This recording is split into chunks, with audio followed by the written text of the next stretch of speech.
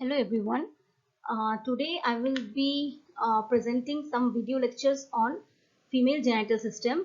I have planned to cover this entire system into few topics. That is, we will dealing first with cervix, then endometrium, then ovary, then fallopian tube, and gestational trophoblastic disease. So today's topic of concern is mainly cervix, and how will I proceed the lectures on cervix? First, we will talk about the introduction part, which will deal about the embryogenesis and the histology. Then about the growth of cervix. Then introduction of the term cervical intraepithelial neoplasia. And then the very important topic, that is your cervical cancer. So let's see. Now coming to the embryology of female genital system, if we revise from our anatomy classes, that have taught us that urogenital system develops from genital ridge, and this genital ridge have a middle part and lateral part. From the middle part ovaries occurs. From the middle, this middle part usually atrophies in the female, and the lateral part will evolve into fallopian tube, uterus, and upper 3/4 of the vagina. Now from the this urogenital system will also develop from the urogenital sinus, that is coming from the anterior part of cloaca, and this will evolve into lower 1/4 of vagina and vulva. This was about the brief recapitulation of what we have studied in the anatomy. Now this is how the male and female gonad differentiate. Always the gonad have the bipotential differentiation. There are two ducts, one is Wolffian duct and Mullerian duct.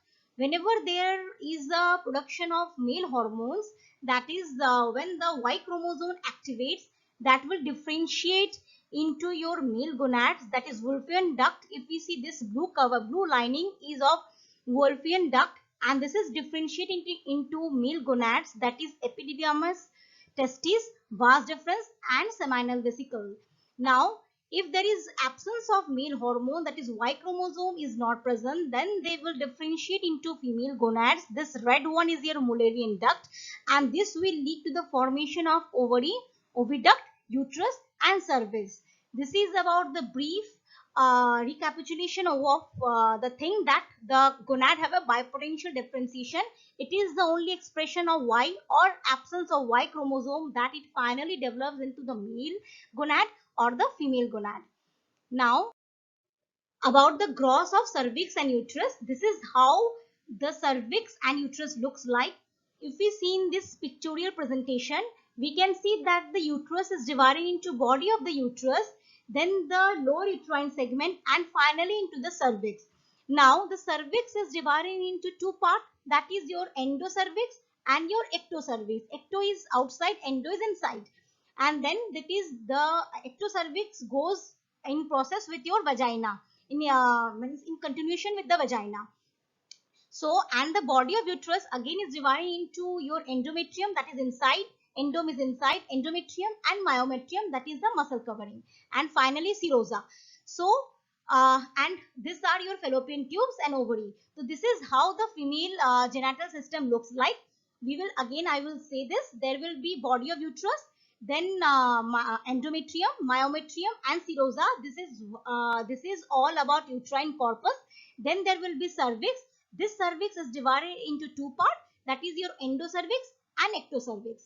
This is how it looks like. Now moving to the next slide, that is the histology. The ectocervix, also known as exocervix, is composed of stratified squamous epithelium, and endocervix, which is composed of single layer of tall columnar mucus secreting epithelium. So if there is a tumor of, or if there is a cancer of ectocervix, so most commonly it is squamous cell carcinoma. But since there are endocervical part, that is your glands, there will be some mucus secreting epithelium. So the malignancy of this part will be your adenocarcinoma. Now there is a junction, there will be continuation, that is the junction between the ecto and endocervix, where there will be transition, that is where there will be change of squamous and columnar epithelium. Hence it is termed as squamo-columnar junction, also known as transformation zone, that is TZ. Transformation zone is very important because all the abnormality of the cervix, that is your main thing, which is cervical cancer or cervical intraepithelial neoplasia, will arise from this transformation zone, that is your squamo-columnar junction. If we see the diagram, this is squamous epithelium, if we can appreciate, and this is the columnar epithelium, tall columnar epithelium. How we differentiate columnar? In the columnar epithelium, you will see that the nucleus is in the above portion and there will be cytoplasm in the lower portion. So this is what columnar junction, columnar epithelium looks like, that is tall columnar cells, and this is squamous cells. And if we clearly see some squamous lining and then they are converting into your columnar cells. So this is the transition zone or the transformation zone where the squamous epithelium and the columnar epithelium is merging, and this is your zone of interest. That is, all the malignancy will arise from this squamo-columnar junction. So this was about the histology. Now coming to the term which is of concern nowadays, that is your cervical intraepithelial neoplasia, also termed as squamous intraepithelial lesion. So let's see how there was evolution of this classification system. Earlier days, we termed that this lesions into a dysplasia, that is termed as dysplasia or carcinoma in situ. Now dysplasia on the degree of nuclear atypia and how much of the epithelium they are involving was graded into mild, moderate and severe, also known as carcinoma in situ. Both same, severe dysplasia or carcinoma in situ. So mild dysplasia, then after the dysplasia, the term evolved was your cervical intraepithelial neoplasia. In this, mild dysplasia was corresponding to your cervical intraepithelial neoplasia 1, that is first degree. Cervical intraepithelial neoplasia second degree, that was about moderate dysplasia, and severe dysplasia or carcinoma of situ was corresponding to CIN3, that is cervical intraepithelial neoplasia 3. So three stages 1, 2 and 3, both all these three were corresponding to their mild, moderate or severe degree of dysplasia. Now again with evolution again new concept came, that is your squamous intraepithelial lesions, and this is now what we follow, and this was done under the Bethesda system. We will see this in coming slides. According to that system, it was further simplified into low grade squamous intraepithelial lesion, that is termed as LCIL, and high grade squamous intraepithelial lesion, which was termed as HCIL. Now only SIN was correct, that is your mild dysplasia was corresponding to low grade squamous intraepithelial lesion, but moderate and severe dysplasia or CIS, that is carcinoma on C2, corresponding to SIN 2 and 3 was classified or was simplified to termed as high grade squamous intraepithelial lesion, that is termed as HCIL. So LCIL was SIN 1, rest SIN 2, SIN 3 or carcinoma of in situ was termed as HCIL. So now if we see, this is somehow very simplified version, because it was seen that SIN 1 in this stage they can revert back, but SIN 2 and SIN 3 more or less they need a intense therapy, intense treatment, so that was termed as a HCIL. So LCIL and HCIL, that is low grade squamous intraepithelial lesion and high grade squamous intraepithelial lesion. Now continuously I was using the term dysplasia. Dysplasia we have studied in the neoplasia. We know that dysplasia means that something disordered growth. This means disordered growth. So disorder in the term of there will be abnormal cytological changes or abnormal architectural changes. But when we talk about cervix, we are basically concerned about the atypical cytological changes. So the definition, this dysplasia has been commonly used for atypical squamous changes in the layer of squamous epithelium. Means that while the squamous epithelium evolves, so depending upon the degree of the atypical cytological changes, we term them as a mild, moderate, severe. Means this depending upon the thickness of the squamous epithelium involved, we grade them as mild, moderate and severe. Carcinoma in situ or severe dysplasia is a full thickness involvement by the atypical cells. Only the difference between the carcinoma in situ and malignancy is that the basement membrane is intact. Means any abnormal proliferation of cells and the basement membrane is intact, and this abnormality is confined to the entire thickness. Lower level, mid level and higher level means entire thickness is composed of atypical cells, but the basement membrane is intact. We term them as a carcinoma in situ. This will be clear in the coming slides. Now, talking about cervical intraepithelial neoplasia, which SIN1 represents that if dysplasia is less than one third of the thickness of epithelium, means if it is mild dysplasia means lower one third of the squamous epithelium is involved. It is termed as SIN1 or mild dysplasia. If one third to two third is involved, is it termed as moderate dysplasia. If entire thickness is involved, it is termed as severe dysplasia and carcinoma in situ or SIN3. So again, if this is a squamous epithelium,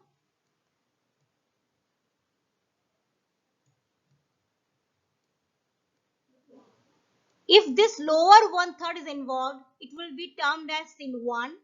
If it is one third to two third, it is SIN2.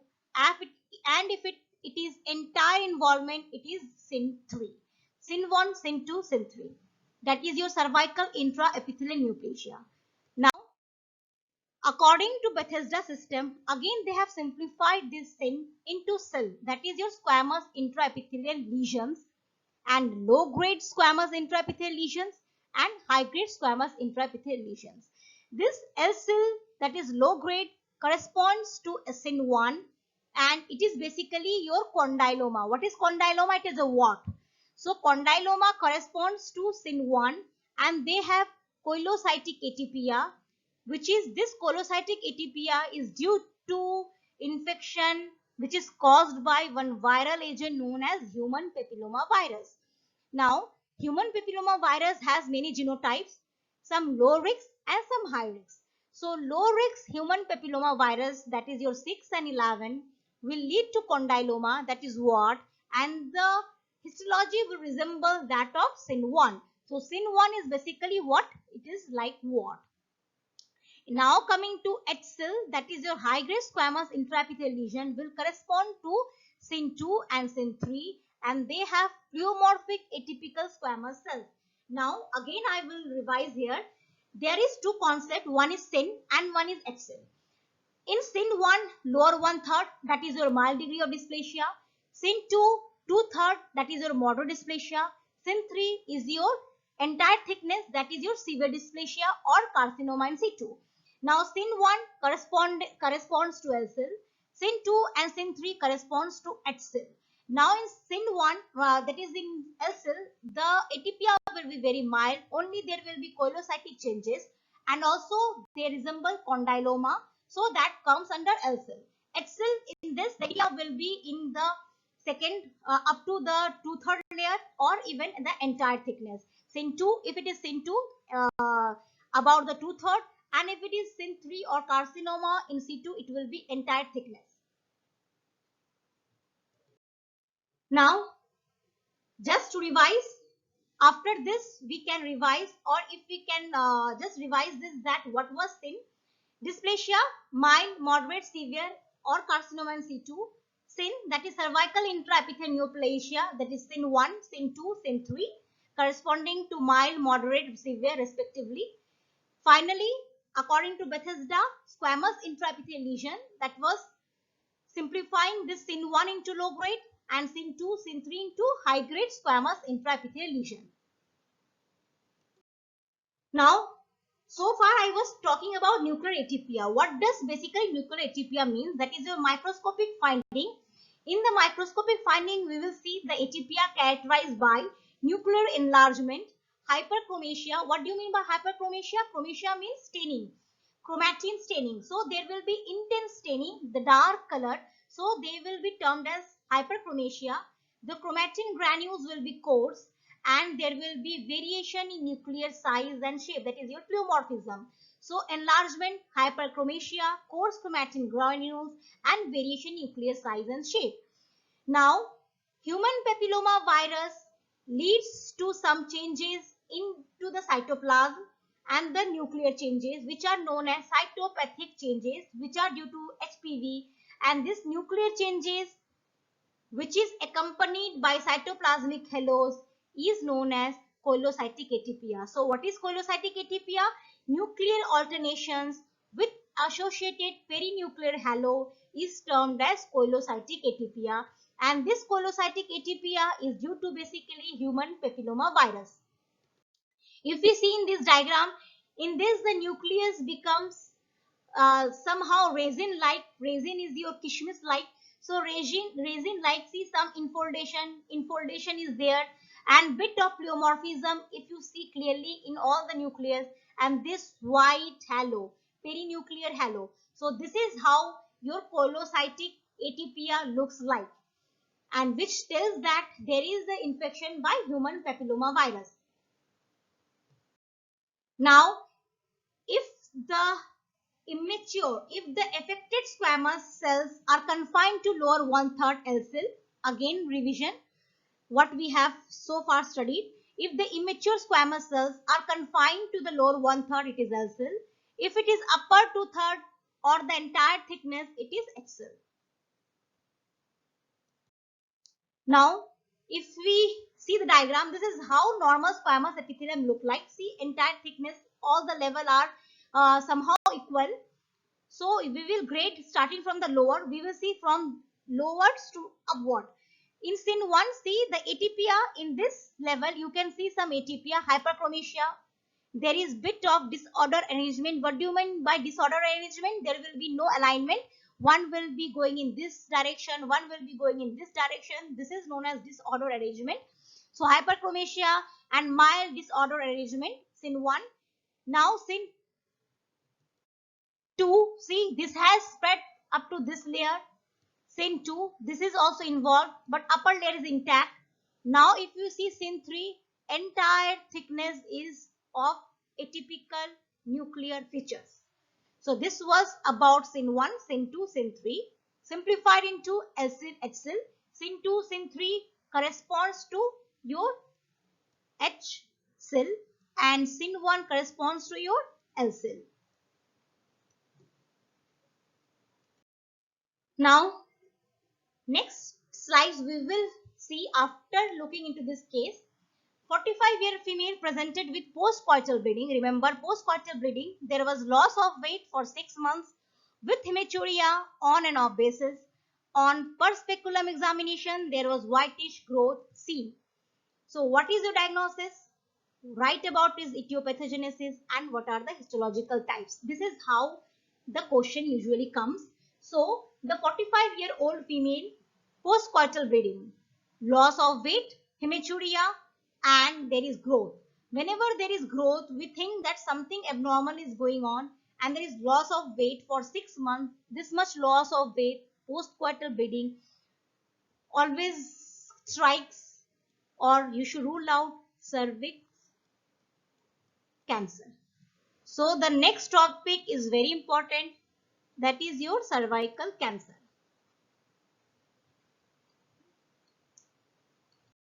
Now, cervix cancer, this is the third leading cause of cancer mortality after lung and breast cancer. Majority are being diagnosed in their mid-40s and 50s, but recently, but it can occur, though it can occur between any age group of 17 and 90. Previously, they were diagnosed at very advanced stage, but now, due to the screening, that is your pap smear, this cervical cancer is diagnosed at an earlier stage, that is in L cell stage, where due to treatment we can retard the progression. We can slow down the progression, and this has been possible due to the cervical screening, awareness among all the age group that the cervical screening is very important once they become sexually active, and because of this cervical screening, this cervical cancer is diagnosed at a very early age. Now, etiopathogenesis, women usually having early sexual activity, early age of sexual activity, it is said that if it is less than 16 years, there is increased chance of having cervical cancer.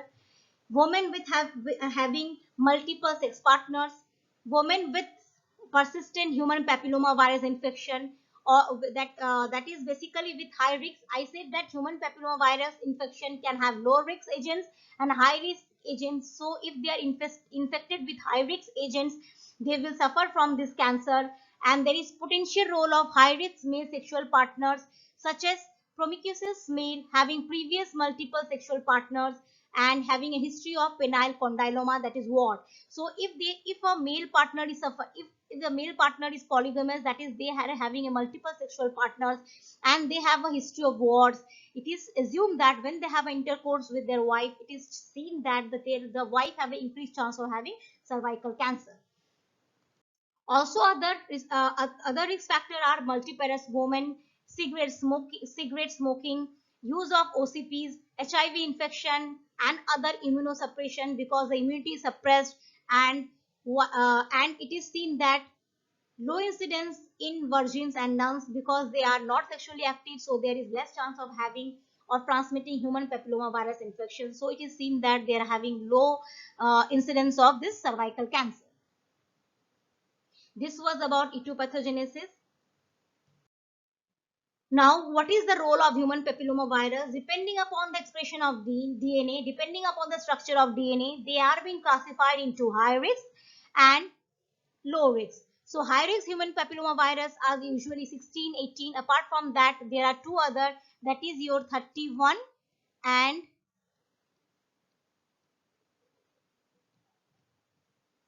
33, that is human papillomavirus 16, 18, 31 and 33. Low risk are usually 6 and 11. So low risk leads to warts and high risk usually leads to cervical cancer. Well, here only I will clarify that cervical cancer, this high risk HPV not only causes the cervical cancer, but they also lead to the squamous cell carcinoma of penis, of vagina, of vulva, of anal region and also of tonsils. So cervical cancer of not only cervix, of vagina, of vulva, of penis, of inner region and also tonsils.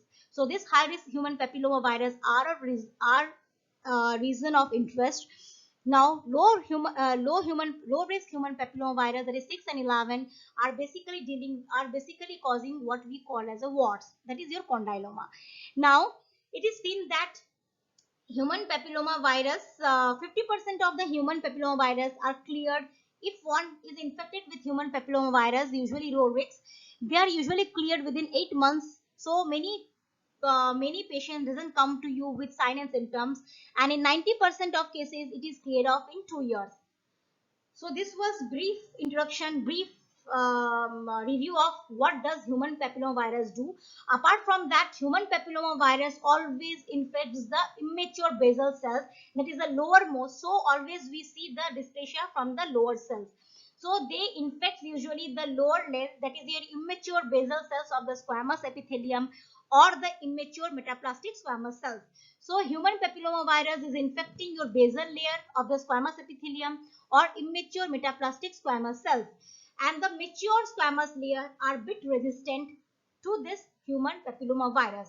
But remember, for human papillomavirus there should be breach or abrasion in that lining epithelium. So again, human papillomavirus will basically infect your immature basal cells of squamous epithelium or immature metaplastic squamous cells.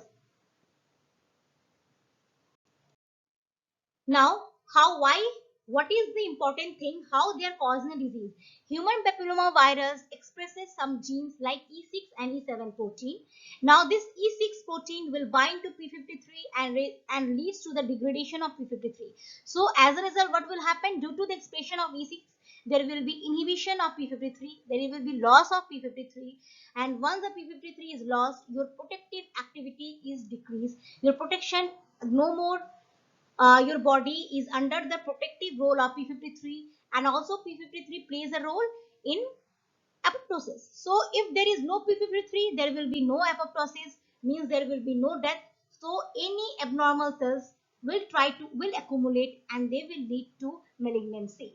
Also, it is seen that E6 increase the telomerase activity. If there is increased telomerase activity, the cells become immortal because telomere are the end of the DNAs.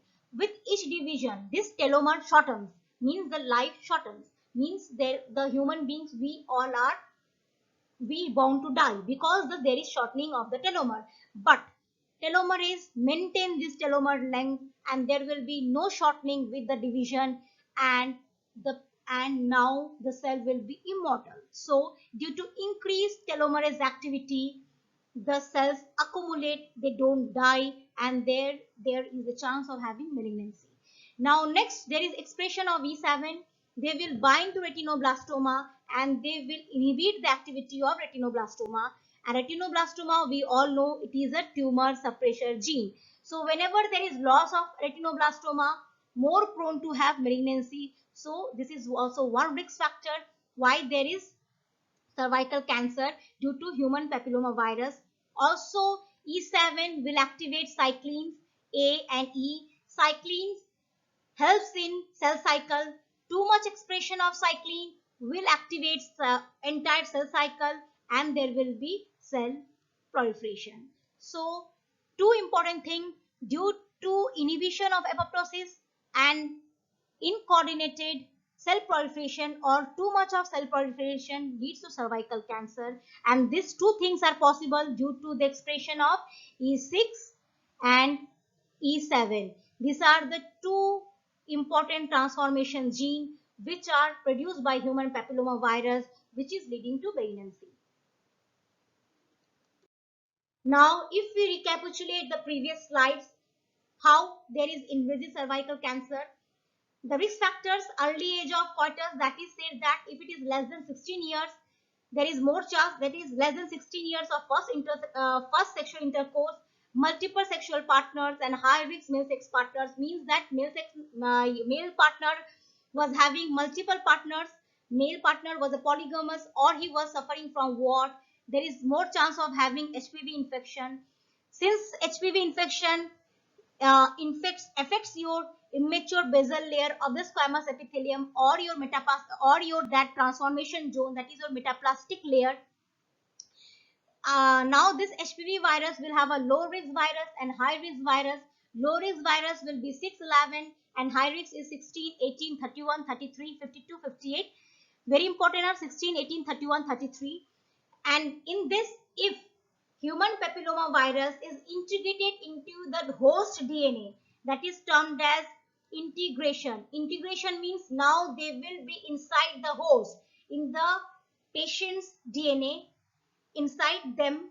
Now they will cause SYN1, that is your L cell, and if this persists, it will further progress into SYN2, SYN3, that is your H cell, and further due to this human papilloma virus there will be expression of gene, that is your E6, E7, which will lead to inhibition of P53 retinoblastoma gene and activation of cyclins along with immunodeficiency and other cofactor which leads to invasive cervical cancer. But if it is a low risk, that is 611, they will be episomal infection. Episomal infection means that they are not integrated, they are not copied into your host DNA. So they will be, if they are not being copied, they are not integrated, there will be no replication of this virus and there will be no intraepithelial neoplasia, but only there will be what? That is known as condyloma acuminatum, which can regress. So once there is integration, then only the whole pathogenesis start, which will be due to high risk human papilloma virus. But if it is episomal, that means there is no integration, it will be what? Which can revert back. So this was brief about your E2 pathogenesis of cervical cancer. Now clinical features. Most significant and common feature with which patient come is your postcoital bleeding. and with this bleeding there will be spotting, serosanguineous discharge, and frank hemorrhage. If you remember your case, I was talking about the postcoital bleeding, which leads to the clue that I am talking about cervical cancer. Now, morphologically, grossly invasive cervical cancer can present into three patterns. One is your fungating pattern, ulcerating pattern, and infiltrating pattern. The fungating or exophytic pattern appear as a cauliflower-like growth which infiltrates the adjacent vaginal wall, and it is the most common type of growth. That is fungating growth or a cauliflower-like growth, which is the most common pattern. This is how the cervix cancer looks. If you see, this is your uterus, this lower is cervix, and this is your mass, whitish mass, which is your clue to that we are seeing something cervical cancer, and it is a bit about fungating growth. Now, histological classification of cervical cancer. They are classified into invasive squamous carcinoma that can be further subclassified into keratinizing, non-keratinizing. This non-keratinizing will be further subdivided into small cell and large cell. Apart from these two variants, there are basaloid, verrucous, warty, papillary, squamo-transitional, and lymphoepithelioma-like carcinoma. This will come under invasive squamous cell carcinoma. Next is your adenocarcinoma, adenosquamous carcinoma, neuroendocrine tumors, and undifferentiated carcinoma. This was the histological classification of cervix cancer. Now, microscopic findings. Squamous cell carcinoma, it is composed of nests and tongue of malignant squamous epithelium. Now, they can be either keratinizing or non-keratinizing. Keratinizing means more of eosinophilic. Non-keratinizing means little eosinophilic, little pinkish. So more of keratin is produced. So more keratin gives a reddish, pinkish color. So more pinkish, and non-keratinizing means this is reduced. So composed of nest and tongue of malignant squamous epithelium, which can be either keratinizing or non-keratinizing, and they invade the underlying cervical stroma until and unless they invade the basement membrane and comes inside the stroma. You cannot term it as a squamous cell carcinoma. So for carcinoma, you have to show the invasion, and they invade into the underlying stroma. Now talking about the keratinizing variant, this is composed of keratin pearl and the nest of tumor cells with a central keratin. Means keratin pearl means inside there will be pinkish or eosinophilic keratin surrounded by your malignant squamous cells. Surrounded by your malignant squamous cells, and inside there is your keratin, that is termed as your keratin pearl, and intercellular bridges can be seen. Intercellular bridges are a hallmark to identify squamous cells.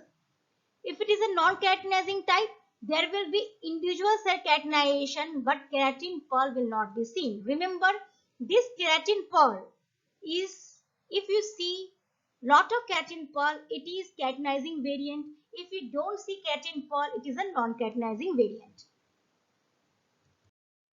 Now, this is keratin pearl. Inside, in between, there is eosinophilic or reddish deposition and surrounded by your malignant cells.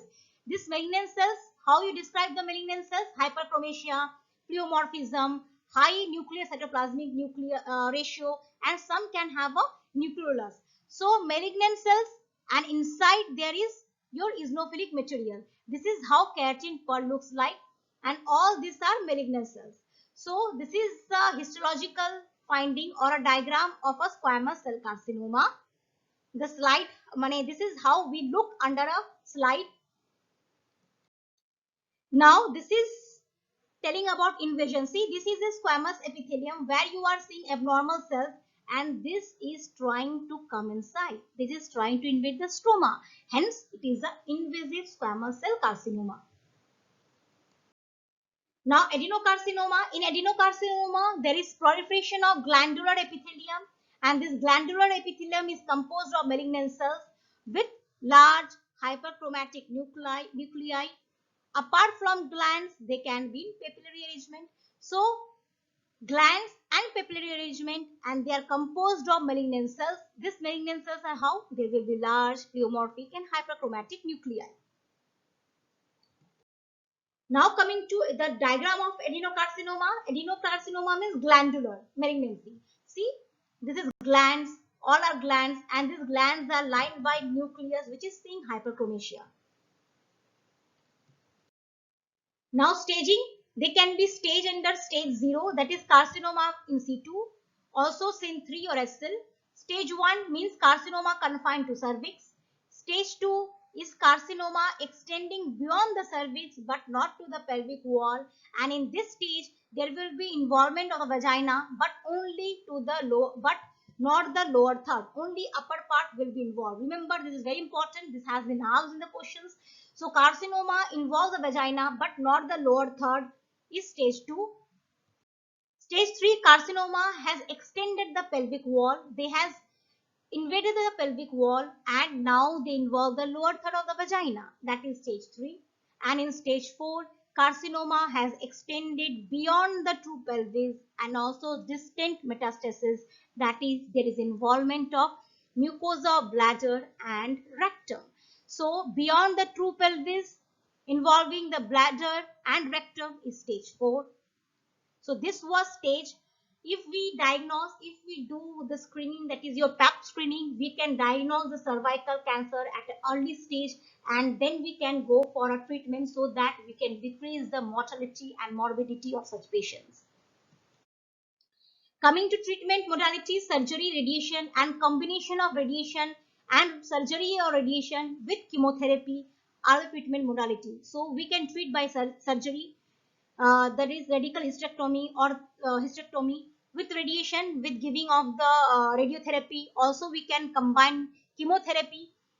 So which is the common treatment modality nowadays we do? It is radical hysterectomy with bilateral pelvic lymph adenectomy and radiation therapy. If it is advanced stage, means we will remove the entire uterus with surrounding structures and the pelvic lymph nodes and give radiation. This is the treatment modality. Now this is the question. Staging of cervical cancer involving the lower third of vagina is stage 1, stage 2, stage 3, stage 4. Remember, I am talking about the lower third. So this is the first question. Second question, which is not true about human papilloma virus. Human papilloma virus 18 commonly causes cervical cancer. Human papilloma virus expresses E7 which inhibits the retinoblastoma gene. High-risk human papilloma virus can cause squamous cell carcinoma of tonsils, and episomal form leads to condyloma. So these are the two questions about cervical cancer. With this question, I hope that something is clear in your mind. Always remember the concept of LCIL and HCIL. LCIL is your LCIL 1, 2 and 3. There is sin 1, sin 2, sin 3. Sin 1 correspond to LCIL.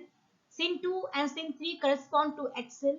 Sin 1 is lower 1/3, that is LCIL. Sin 2 is your 2/3, that is your HCIL. Sin